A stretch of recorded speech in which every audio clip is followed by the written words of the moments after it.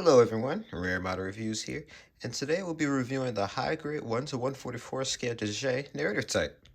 Now, first off, what we're going to focus on here are going to be its accessories. This thing comes with quite a few accessories, most of which came from the original version of the Dijeh that starred in the Zeta Gundam series. First up, we have its beam rifle here. This beam rifle is rather simple. My memory serves me correct. It's just simply two pieces slapped together. Fortunately, there's no color separation at all. So that cable here, I'm pretty sure is supposed to be yellow. I could be wrong. I have to refer to some sort of color guide. Unfortunately, that's the problem with a lot of P-Bandai exclusive kits, which this one is. They don't have any sort of way for you to tell what exactly the proper colors for things are, unless you look them up online and what have you. So although it looks pretty detailed, again, I'm pretty sure this thing is missing some sort of color separation. It's just simply a grayish, blackish block. Next up here, we are going to be looking at the clay bazooka. Now this is a little bit different than the average bazooka, and I'll show you why in just a second. I want to emphasize on is going to be this little gray clip here to the side. This is used to mount this thing onto the backpack in a bit of a different way than the typical clip here that you'd find that would mount this thing on a backpack of, say, the Hyakushiki or Rick Diaz. So I will show you off that a bit later. But of course, much like the beam rifle, it's rather detailed, except this one, well, the clay bazooka is usually just this simple blackish grayish color, so I can't really complain about this one, unlike the beam rifle. Now this beam rifle, as I like to call it, the beam suppressor, due to that suppressor looking bit there at the barrel of the rifle here, is exclusive to the Dijeh narrative, and it is a very great looking weapon. Unfortunately, it still has the issues of the normal beam rifle where it doesn't quite look as color accurate as it should be, but it still looks rather detailed. But as you can see, just like the other weapons, it still has that clip that allows it to store onto the rack. Again, rather detailed. It's just, I'm pretty sure there should be some extra bits there to break up the monotony of this thing being yet another grayish, blackish rifle.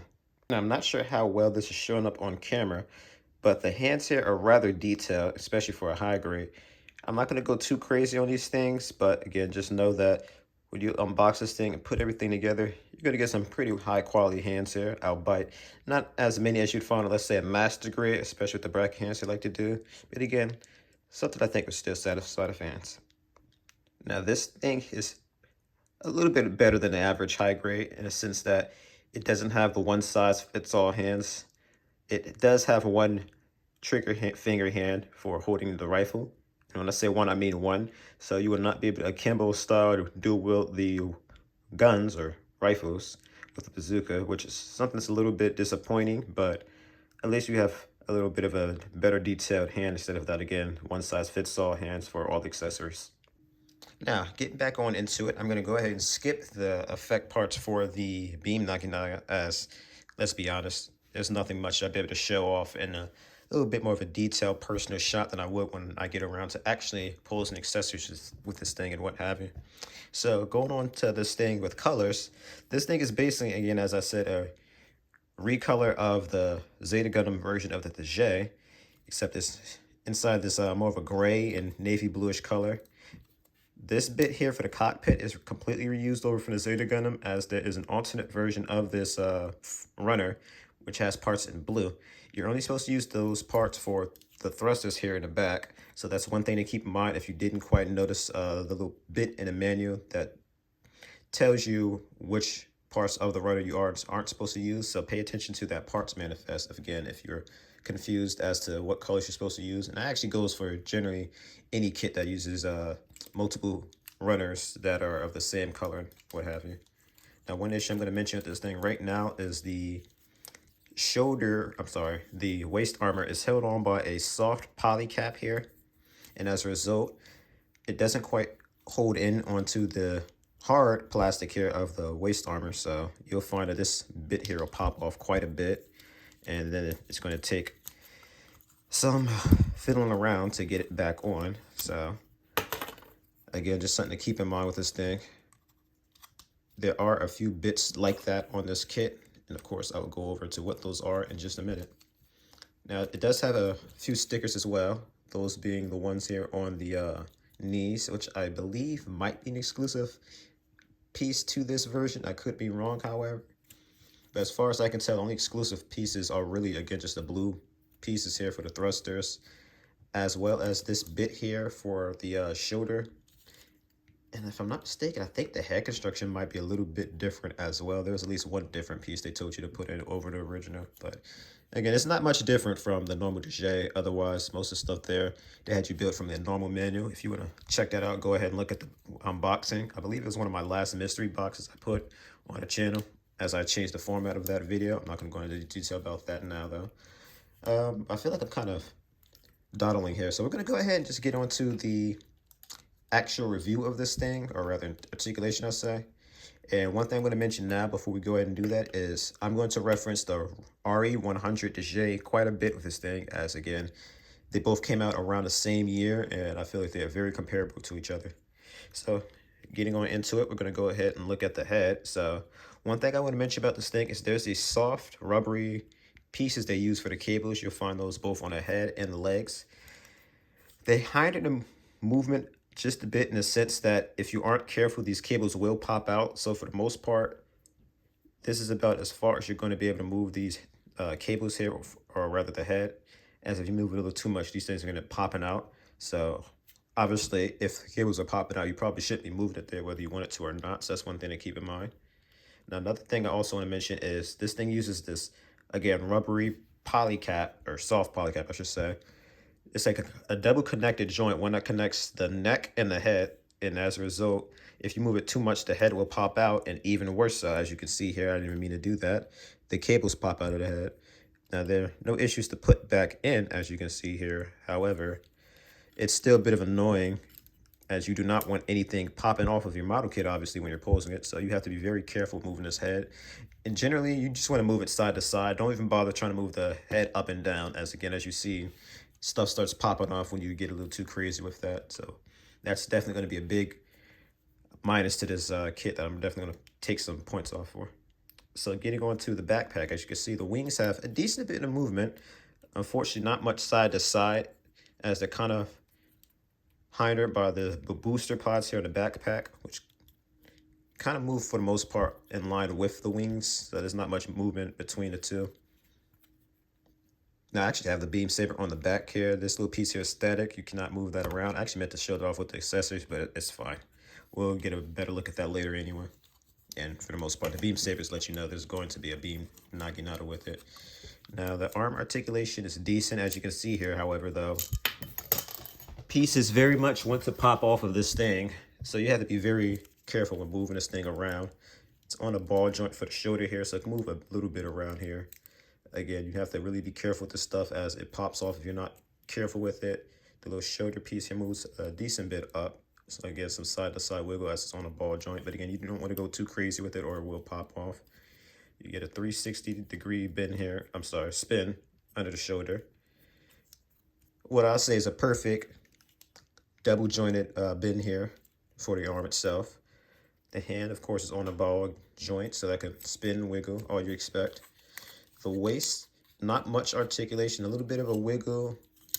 Surprised this thing can go 360, although if you're not careful, as what just happened there, the head popped off because I kind of held it. But again, decent bit of articulation. You can also strangely get some wiggle at this cockpit, almost like it's supposed to have some sort of opening gimmick, but no. It does have a popping out gimmick, as you can see. Now, the waist armor can move a bit, not much. This thing, honestly, you could probably go do a split, but the waist armor is a little hindering to it. There is no movement at all for the back here. There's some wiggle to the thrust, but I don't believe that's really movement. Now, the front armor here is very complicated. There is multiple pieces that move. There's these top littler pieces here where my fingers are pointing, and then the bottom pieces. So I'm actually going to get my tweezers out, as I feel like that's the best way to kind of move these things around, as again, they're kind of stuck in there. I do like how flush these things get, but you have to really move all these multiple pieces to really get this thing moving at its best here. So once you do so, you could actually kick the legs out pretty far, and then going on with that. Very great bend out of these legs, not bad at all. Going for the toes, there's a little bit of wiggle side to side, up and down, what have you, is on a ball joint. This little upper piece here moves as well. And then again, with the rubberized cables, these do not get in the way of movement at all, unlike some earlier high grades that had cables. So again, not bad. It's just, again, you got to really kind of play around with this top armor here to get things back into place. But I believe that's it for articulation. I don't believe I missed out anything. So now that that is done, we're going to go ahead and get into accessories. I guess, why not get the elephant in the room here? If I get this thing out. Now it's going to be the beam naginata. So there is no type of pegs or handles or anything for this thing. It's what you see is what you're going to get. So of course, to hold it, all you're going to do, stop dropping stuff, of course, is simply piece apart the hand, which is really stuck in here. That's the thing, a lot of these hands sandwich in very well. So if I can not be a little butterfingers here. There you go. So this thing holds in very solidly. It does not want to let it go. You would then take each beam effect part here, and you want to make sure they're spun around like so. I do not believe you can spin them around to have them all facing the same way. I could be wrong, but this is the way they want you to hold it, so that's how I'm going to display it. And as always, the beam naginata is very long, so it's often pretty hard to put this thing in a frame. But one thing I can say this thing has over the RE100 is the fact that this thing is held in purely by friction as opposed to polycap with the RE100. So it holds in just fine. You don't have to worry about it banging into this little gauntlet or whatever that thing is. So it holds in just fine. So definitely get some pluses for that.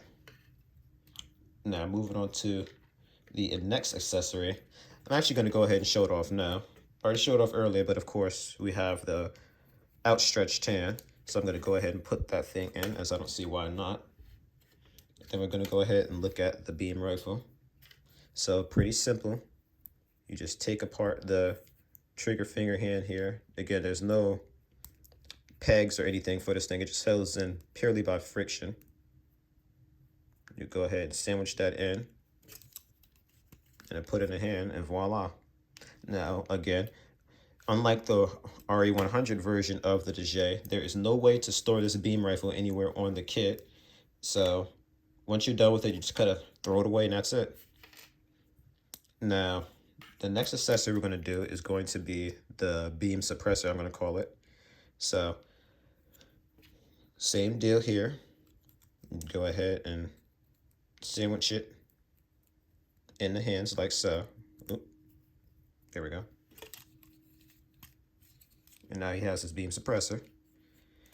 Now, I suppose if you have the other hand, which I have the beam naginata on, you could probably go ahead and hold it with this little stock here, I'm guessing this is, but you can also do it, of course, with the outstretched hand here as well. So there you have it.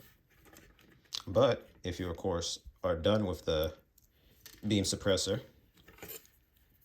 with these little pieces here on the back, if you can notice those, I guess you call them hard points or brackets, you can go ahead and throw the beam suppressor right on top of those, and voila. Now, I'm pretty sure the original Dijeh had these same racks, so it's very strange that it had two hard points on the racks there to put the weapons, yet the only thing you'd be able to put on is the bazooka. But hey, that's what they wanted to do with the Dijeh at the time, so I'm not going to knock them for it, but I'm glad at least this guy sort of fixed that issue. Although, let's be honest, this beam rifle is kind of a throw-in. It's probably not supposed to be with it, but hey, I'm not going to complain that it's there, even though I guess you probably could put the two weapons on a rack and have it holding that one if you really wanted to. But moving on, we're now going to look at the final accessory, which is going to be the clay bazooka. So I actually have to apologize here. I ended up putting this thing on off camera, but basically the little piece I showed off before on a close-up of the bazooka is used to attach it onto the shoulder there as shown.